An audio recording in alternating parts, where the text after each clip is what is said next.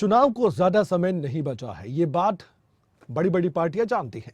बताने की जरूरत नहीं, लेकिन रणनीति सबकी धीरे धीरे बन रही है। बीजेपी रणनीति बनाने में सबसे अव्वल रहती है। इसके पीछे का कारण उनका संगठन है। बीजेपी का दावा रहता है कि देश में सबसे बड़ी, दुनिया में सबसे बड़ी पार्टी का तमगा उनके पास है, तो ऐसे में सबसे बड़ी रणनीति भी उनके पास ही है।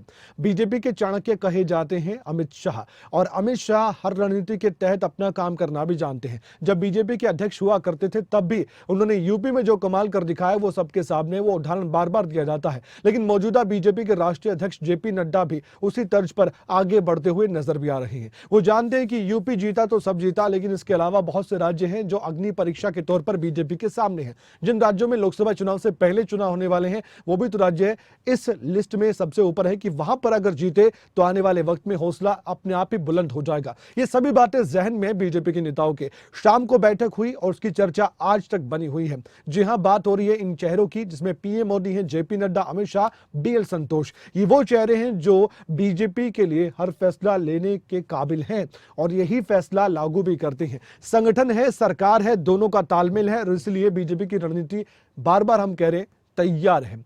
और क्या मोदी कैबिनेट में फेरबदल हो सकता है? क्या इसकी चर्चाएं चल रही हैं? क्या लोकसभा चुनाव से ठीक पहले मोदी एंड टीम में कोई फेरबदल बड़ा होने वाला है? क्या संगठनात्मक तौर पर भी कोई बड़ा बदलाव देखने को मिल सकता है? आने वाले वक्त में बीजेपी क्या करने वाली है? इन सवालों के जवाब आपको मिलने जा रहे हैं। फिलहाल एक बड़ी खबर से रूबरू आपको करा दें, कल शाम जो बैठक हुई है उसके बारे में जानकारी विस्तार से भी हम देंगे। बीजेपी ने बड़ी बैठक की और बीजेपी में संगठनात्मक फेरबदल को लेकर यह तैयारी तेज चल रही है, बताया जा रहा है। बहुत सिलेक्टेड, देखिए, पीएम आवास पर नेता पहुंचे।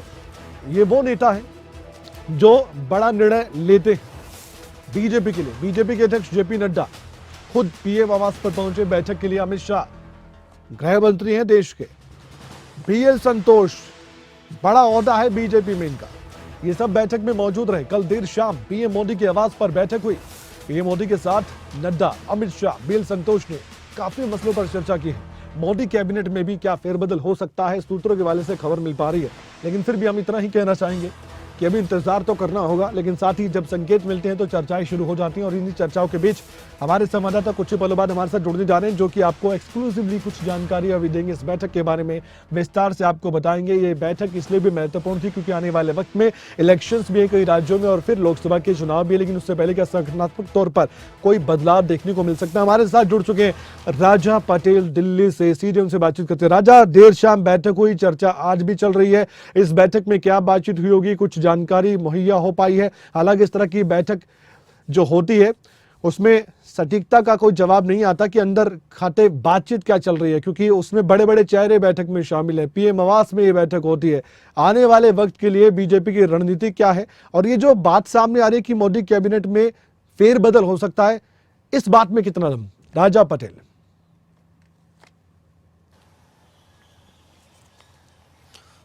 बिल्कुल, देखिए कमल, जिस तरीके से प्रधानमंत्री नरेंद्र मोदी विदेश दौरे पर थे और विदेश दौरे के आने के बाद जिस तरीके से बड़ी बैठक कल देर रात दिल्ली में देखने को मिली है। पीएम आवास पर यह बैठक थी, करीबन 4.5 घंटे ये बैठक चली है।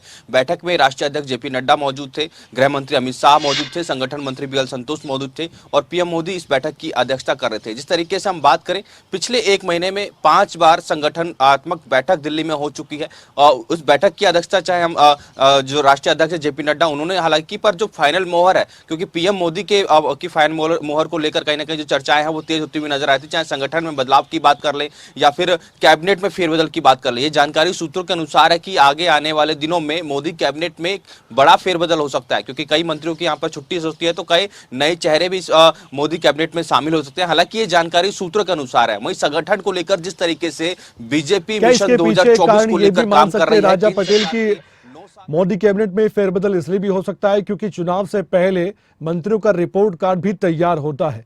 यह भी जानकारी हासिल की जाती है कि किसने अपने डिपार्टमेंट में कितना बेहतर काम किया है और वो समय आ चुका है। राजा पटेल, हो सकता है उसी के आधार पर यह भी कहा जाए कि आपने क्या काम किया है, उसका नतीजा आपके सामने है।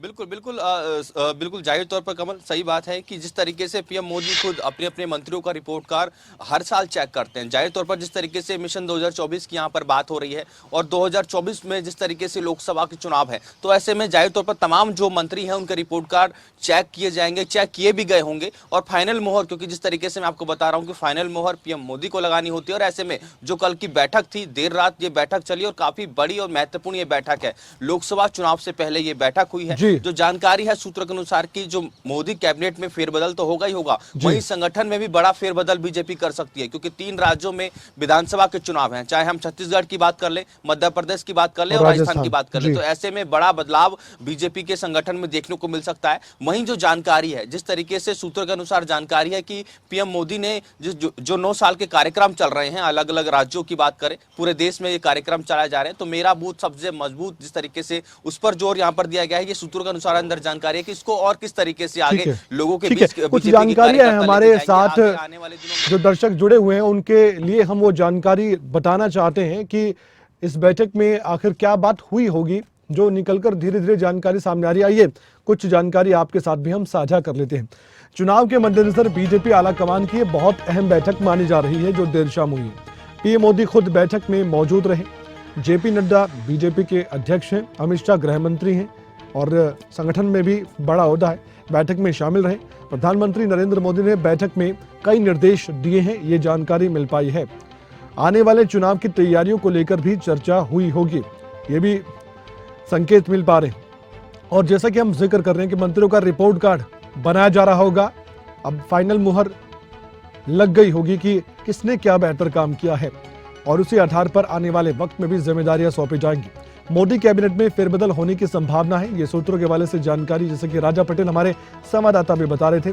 संगठनात्मक तौर पर भी फेरबदल होने की संभावना जताई जा रही है, ये भी जानकारी मिल पा रही है। और साथ ही बड़े नेताओं को बड़ी जिम्मेदारी मिल सकती है और भी उन पर जिम्मेदारी का बोझ बढ़ेगा, या यूं कह लीजिए कि और जिम्मेदारी उनकी बढ़ेगी। कई राज्यों में चुनाव होने हैं, 3 राज्यों की बात करें, राजस्थान, मध्य प्रदेश, छत्तीसगढ़ बहुत महत्वपूर्ण है। मोदी सरकार की उपलब्धियों को जनता तक कैसे पहुंचाया जाए, ये बड़ा लक्ष्य रखा गया है इस बैठक में। पीएम मोदी खुद प्रचार की कमान संभालने लोगों के बीच जाएंगे, बीजेपी के लिए अपने लिए खुद प्रचार करते नजर आएंगे। राजा पटेल, अंतिम सवाल है मेरा आपसे, आने वाले वक्त में चुनौतियां बहुत है, सत्ता विरोधी लहर की बात होती है और विपक्ष एकजुटता का संदेश दे रहा है मोदी सरकार के खिलाफ, बीजेपी के खिलाफ।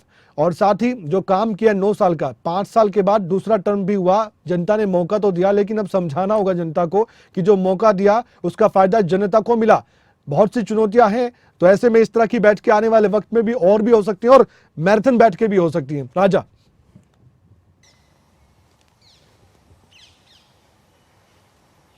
और बिल्कुल देखिए, आप ये आने वाले दिनों में और बड़ी बैठकें दिल्ली में देखने को मिल सकती हैं। और जिस तरीके से विपक्ष एकजुट होता हुआ नजर आ रहा है, पटना में जिस तरीके से विपक्ष की बड़ी बैठक देखने को मिली, उसको लेकर जिस तरीके से पीएम मोदी खुद यहां पर सख्त नजर आया और जिस तरीके से कल देर रात ये बड़ी बैठक देखने को मिली, जाहिर तौर पर और बैठकें भी देखने को मिलेंगी। और जिस तरीके से जो केंद्र सरकार के 9 साल के कार्यक्रम पूरे अलग अलग राज्यों में चलाए जा रहे हैं, उनको और किस गति से, तेज गति से बढ़ाया जा सके, कार्यकर्ता किस तरीके से जो केंद्र सरकार की तमाम जो योजनाएं हैं, तमाम जो योजनाएं लोगों तक किस तरीके से पहुंचाएंगे, इसको लेकर बारीकी से जाहिर तौर पर बातचीत हुई होगी। जी जी राजा, बहुत बहुत धन्यवाद, आपने जानकारी दी है और आपने भी बताया कि कैसे ये बैठक काफी महत्वपूर्ण रही है।